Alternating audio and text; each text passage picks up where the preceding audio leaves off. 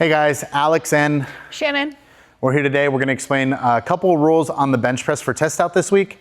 On Tuesday, we're going to go over some of the cues and things like that that you need to know or that you need to be aware of when it comes to test out on Tuesday for the bench press. For the bench press, we want to make sure that your barbell is set up correctly.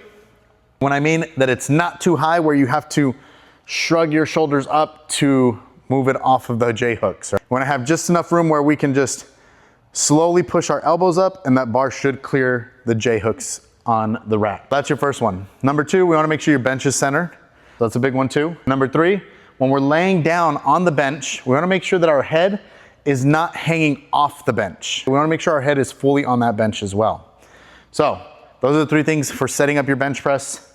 We're going to get into your no reps and reps of what we can do for the bench press on Tuesday. Guys, for the bench press, these is going to be what is considered a good rep and what is considered a bad rep, okay? For our standards here at Ignite. Those of you that are watching that are like, oh, that's a good rep, I don't care. So for Ignite, this is what's considered a good rep and what's considered a bad rep, okay? So when you're setting up for the bench, we wanna make sure, go ahead and lay down. The first thing we wanna do is we wanna make sure that your eyes are in line with this barbell, okay? My eyes are directly underneath that barbell is where I wanna be. Number two, when I am figuring out to see where my hands are going to be, my placement for my hands on the bench, we usually just go by a standard. There's some knurlings here on the bench. You wanna put one thumb on, the other thumb on the other side, and that will be your grip for the bench press. If you have longer arms or shorter arms, just let us know. We can come by and we'll adjust it. She's already in position for that bench. The last one is we wanna make sure that our wrists are strong, okay? We wanna make sure we don't bend the wrists back. We wanna make sure they're nice and straight, all right? When those wrists are straight, that's gonna be your strongest position for that bench. They start bending back, you have a chance of the bar rolling off and falling down. You'll have spotters, so don't worry. Also, it puts just a lot of pressure on that wrist and it starts affecting that elbow just a little bit more, okay? Shannon's gonna go ahead and lift that bar up. She's gonna show you a good rep. She's gonna touch her chest, bring it down.